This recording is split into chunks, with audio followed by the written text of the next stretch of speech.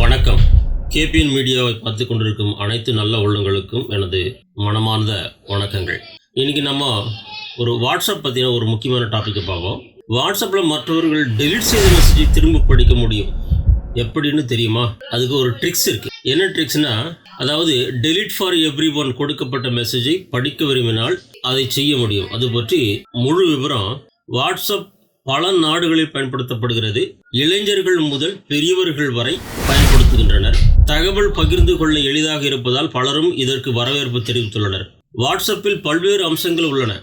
Messaging, audio call, video call, location, sharing வசதி போன்ற பல்வேறு அம்சங்கள் உள்ளன. சமீபத்தில் கூகுள் பே, போன்பே போன்று வாட்ஸ்அப் மூலம் பணம் பரிவர்த்தனை செய்யும் வசதியும் அறிமுகப்படுத்தப்பட்டது. பயனர்கள் வசதிக்கு ஏற்ப பல்வேறு வசதிகளை வாட்ஸ்அப் அறிமுகப்படுத்தி வருகிறது. அந்த வகையில் மெசேஜ் டெலிட் செய்யும் வசதியும் உள்ளது. அதாவது தங்களுக்கு மட்டும் டெலிட் செய்வது டெலிட் ஃபார் மீ, மற்றொன்று யாருக்கும் காண்பிக்காதபடி டெலிட் செய்வது delete for every one option கொடுப்பது. வாட்ஸ்அப்பில் பல்வேறு அம்சங்கள் உள்ளன.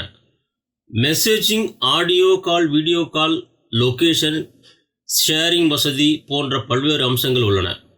சமீபத்தில் கூகுள் பே, போன்பே போன்ற வாட்ஸ்அப் மூலம் பணம் பரிவர்த்தனை செய்யும் வசதியும் அறிமுகப்படுத்தப்பட்டது. பயனர்கள் வசதிக்கு ஏற்ப பல்வேறு வசதிகளை வாட்ஸ்அப் அறிமுகப்படுத்தி வருகிறது. அந்த வகையில் மெசேஜ் டெலிட் செய்யும் வசதியும் உள்ளது. அதாவது தங்களுக்கு மட்டும் டெலிட் செய்வது மற்றும் யாருக்கும் காண்பிக்காத வண்ணம் டெலிட் செய்வது, இரண்டு ஆப்ஷன்கள் உள்ளன. அப்படி டெலிட் ஃபார் எவ்ரி ஒன் கொடுத்த மெசேஜை படிக்க விரும்பினால் அதை படிக்க முடியும். இதற்கு மூன்றாம் தரப்பு செயலியை நீங்கள் டவுன்லோடு செய்ய வேண்டும். அதாவது மூன்றாவதாக ஒரு ஆப்பை அதாவது புதிதாக ஒரு ஆப்பை டவுன்லோட் பண்ணணும். அதுக்கு என்ன ஆப்னு கேட்டிங்கன்னா, டெலிட் செய்யப்பட்ட மெசேஜை படிப்பது எப்படி, ஸ்டெப் பை ஸ்டெப்பாக நான் உங்களுக்கு சொல்கிறேன். ஸ்டெப் 1, முதலில் கூகுள் ப்ளே ஸ்டோரில் இருந்து கெட் டெலிட்டட் மெசேஜஸ் என்ற செயலியை டவுன்லோட் செய்ய வேண்டும். ஸ்டெப் 2 அடுத்து இந்த செயலியை பயன்படுத்த சில அனுமதிகளை கேட்கும். அதை கொடுத்த பிறகு செயலில் ஓப்பன் ஆகும். மூன்றாவது ஸ்டெப் 3, வாட்ஸ்அப்பில் மெசேஜ் எதுவும் செய்யப்பட்டால் இந்த செயலியை பயன்படுத்தி பார்த்து கொள்ளலாம்.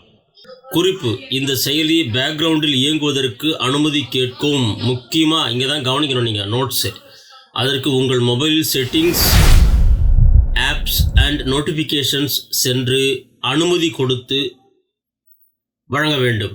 இது தவிர நோட்டிஃபிகேஷன் மற்றும் ஸ்டோரேஜிற்கு அனுமதி கேட்கும்.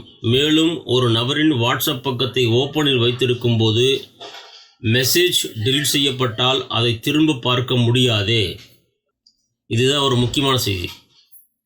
மேலும் தமிழில் அனைத்து செய்திகளையும் உடனுக்குடன் உங்கள் KPN மீடியாவில் பார்க்க தினமும் இதில் வரக்கூடிய செய்திகளை கேட்கவும், பார்க்கவும், படிக்கவும் சப்ஸ்கிரைப் செய்யுங்கள்.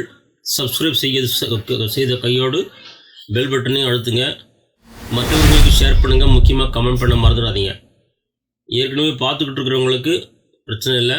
ஏற்கனவே பார்க்காதவங்க, புதுசாக பார்க்குறவங்க தயவுசெய்து சப்ஸ்கிரைப் பண்ணுங்கள். நன்றி, வணக்கம். தம்பி, இந்த மண்ணில் நாம் பிறந்ததுக்கு ஒரு அர்த்தம் இருக்கணும்னா இந்த மண்ணுக்கு நாம் ஏதாச்சும் திருப்பி செய்யணும்னு ஒரு நம்பிக்கைப்பா.